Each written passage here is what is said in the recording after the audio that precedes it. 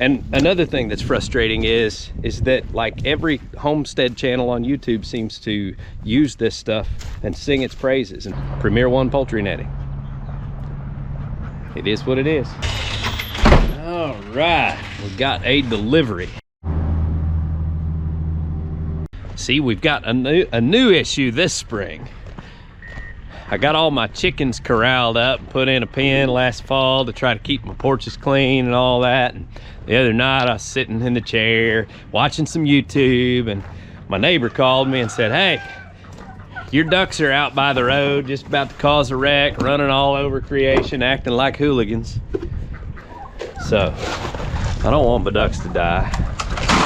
Well, I also don't want them to cause a wreck. So got on the Amazon and I ordered up some Premier One poultry netting, 4 foot tall electric fencing, so I can try to get them all corralled in. I hope it's long enough. I think it's about 160 feet long.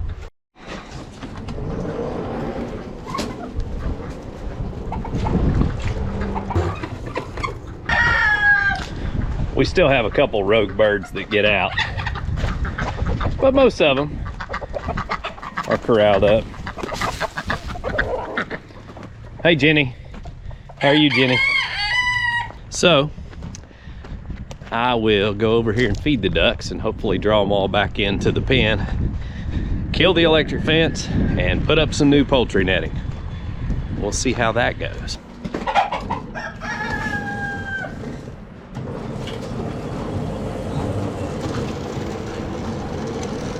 So I was tracing my electric fence because I thought it wasn't very strong, but apparently these rubber boots shield me pretty good, because I had a hold of the actual woven wire fence and I touched the electric fence and it just shocked me to the moon. So the fence is pretty stout, so I think we're ready to go ahead and put up our Premier One poultry netting now. Scared me to death. Guys, I ain't playing. Let's go.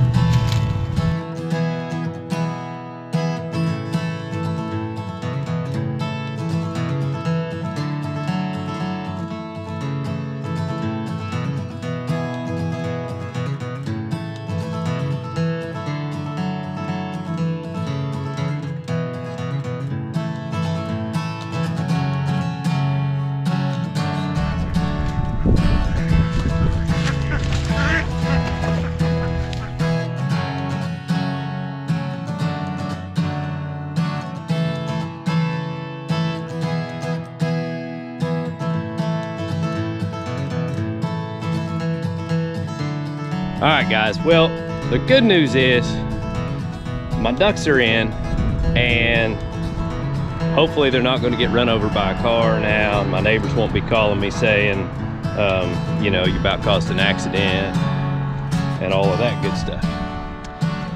The bad news is,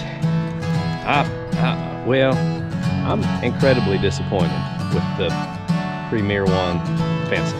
I think my issue is that I'm not on a flat piece of pasture. I've got, you know, ups and downs. I have to go around water and all that. But the way this ground lays, there's no way to get this fence stretched tight to where it's not laying on the ground in places. I just find it hard to believe that it's not going to be grounding out around here. And we didn't just use the netting, but we actually took electric fence posts and went through and clipped an electric fence post to every one of the posts in the netting to try to hold him up so that we could get it stretched tight enough to get it up off the ground. Maybe it's because he just turned the charger on, and there you go. Listen.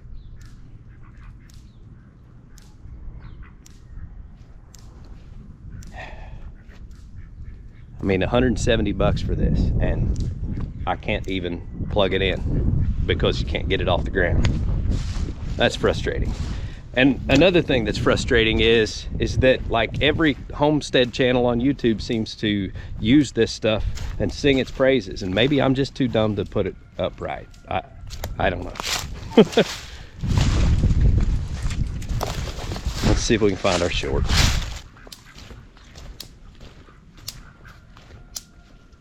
You're gonna have to kill it so I can fix this. This section right here's got to be tighter. Seriously, I'm kind of perturbed by it, really. I'm not one to rag on a product. These posts are just too far apart for 48-inch fence. I can still hear it snapping. I'm waiting for him to unplug it so I can touch it. Of course, I know him, and he's liable to plug it back in real quick after he thinks I'll play with it. See, I got a hump right here. It's comical. I'm standing here talking about, I'm just not sure. I don't see any way that when we plug this in, it's not going to short out. And you plug it in and you start hearing pop, pop, pop. That's probably why the instructions say you have to use a strong charger. All right, go plug me in again. Let's see. I figured I'd better just call you instead of walking back and forth again. Yeah, let me put a post in right here.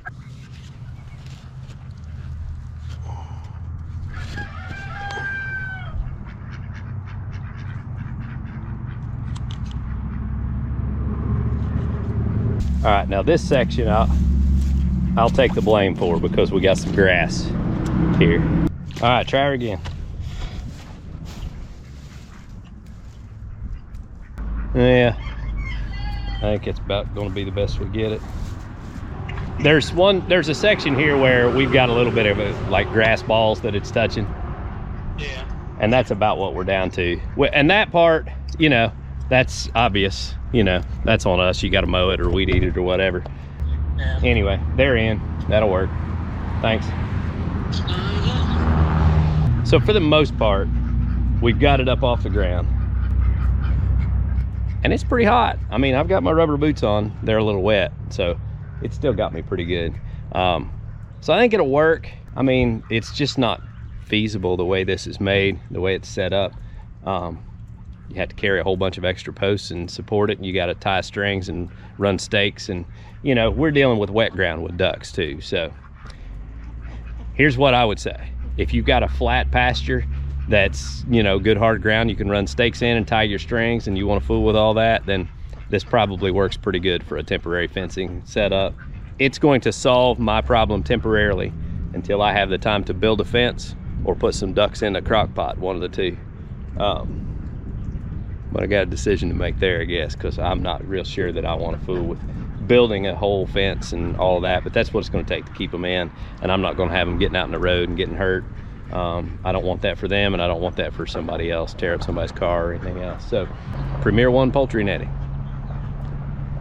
It is what it is. You guys are welcome to leave me feedback, give me suggestions, tell me what you're doing with this stuff that works and why, and you know, I'll work on it. I'm not putting all the blame on them. There's some preparation that could be made here to make this better, smooth the ground out, you know, different scenarios.